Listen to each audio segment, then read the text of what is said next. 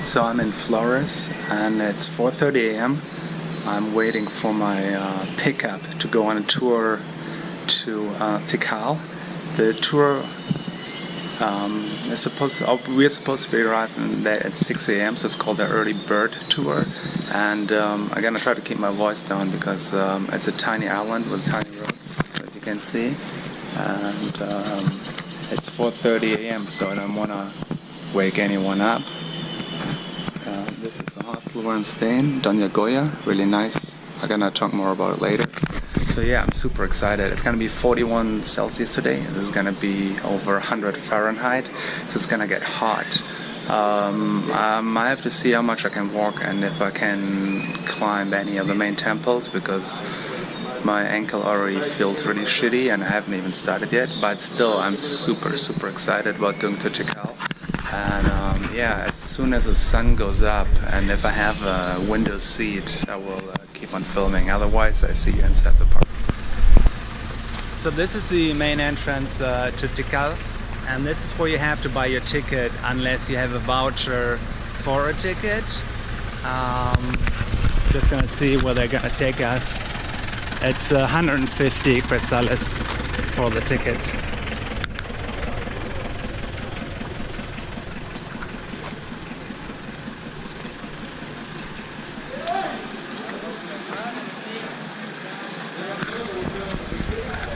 And it's cash only, and it's only quetzales. They don't take any dollars or euros. It's 150 quetzales.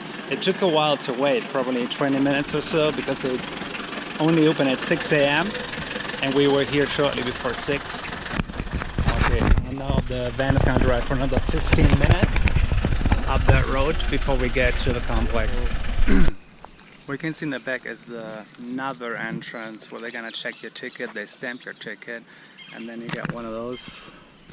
Mine says extranjero, which means foreigner, so no one accidentally mistakes me for Guatemalan. Yeah, this is the last checkpoint, I think, and now we're gonna get into the woods. It's what did the guy say? I think 62 square kilometers. It's a huge area. And I'm gonna be walking for the next couple of hours, and I will try to capture the highlights so that you don't have to sit home and watch a 5-hour video. Coming from the structure when I am clapping. The Mayan knew that. And that's why they call Tikal, which means place of acoustic Quetzal sound. Quetzal is our national bird, and this is the sound of the Quetzal. So the Mayan never built just to build. No, there is a reason why they built. It's very clear. Yeah. So guys, this is the meaning of Tikal, okay? And this is a new altar that in Guatemala, my friends, we are.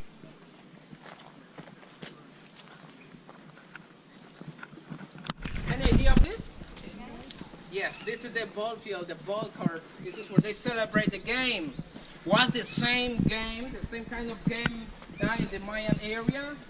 So, but right here, guys, this is the smallest Mayan ball court, the smallest Mayan ball field.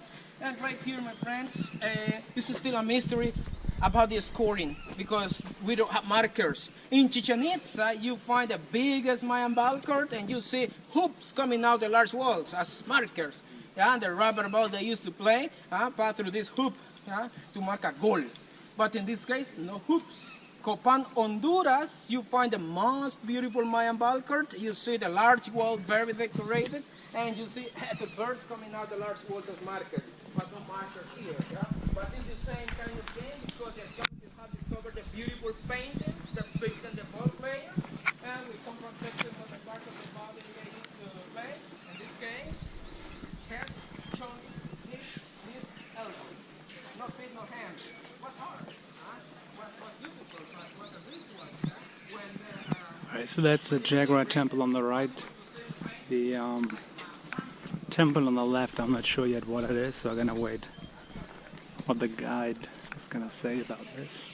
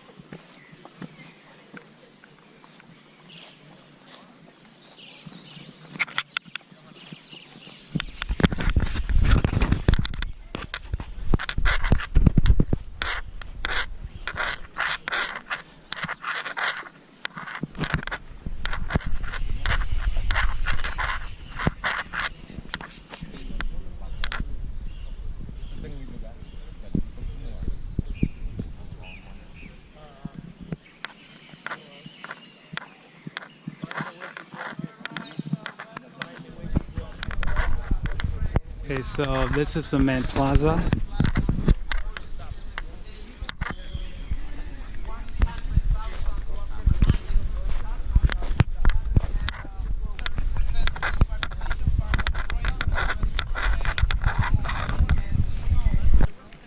So there's still the main square. The temple behind me, temple number 2, you can climb. You just have to go around and then you can climb it.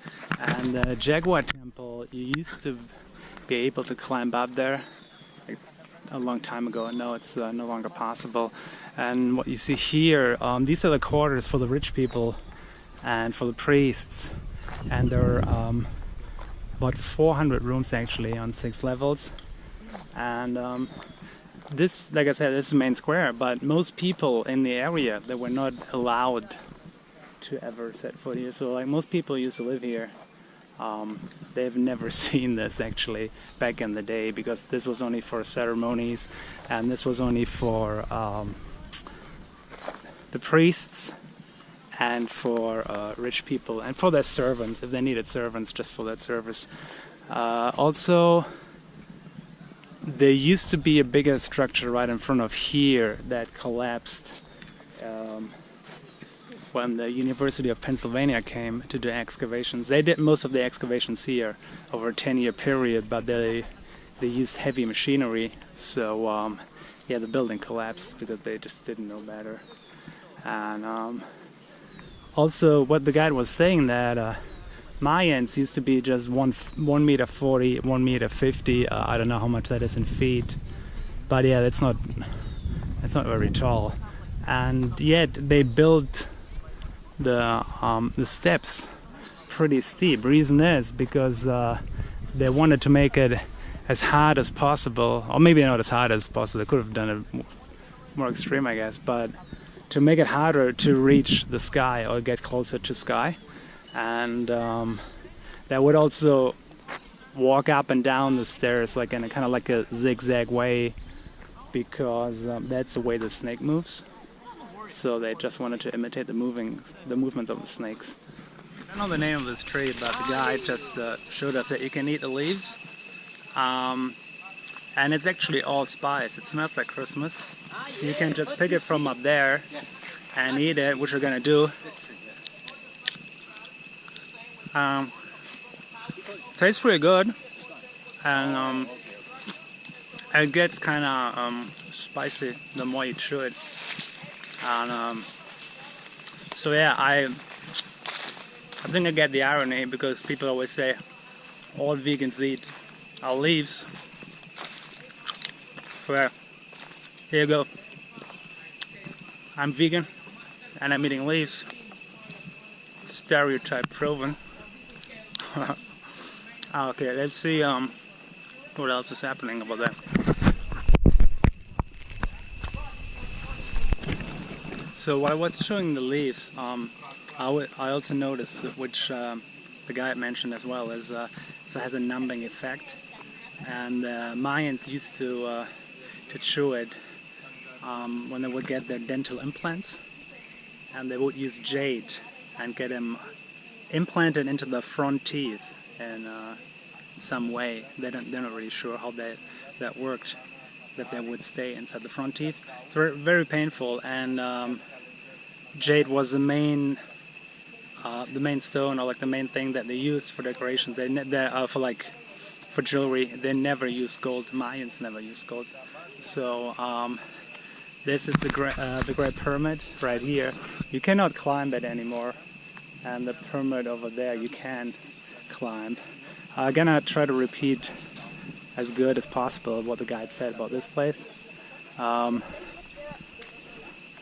The pyramid over there was built by someone from Teotihuacan, which is outside of Mexico City, so it's quite far away. But it was still part of the Mayan Empire back in the days. And so their building style is different, because the top of the roof is not as the top of the pyramid is not as flat as it usually would be by someone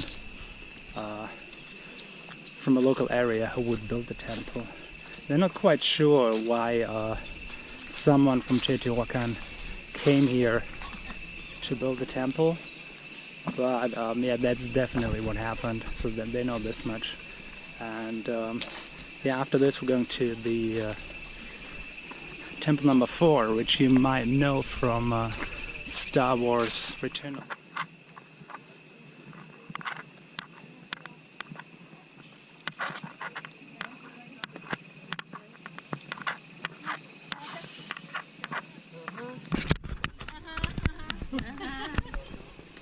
And this is also the end of our tour, so I don't think I'm gonna cut in the scene from Star Wars, because they're probably gonna sue me. Or maybe not, because no one is watching my channel yet. So I have no one watching, no one can sue me. Alright, so going back to the entrance, which takes quite a while, I think.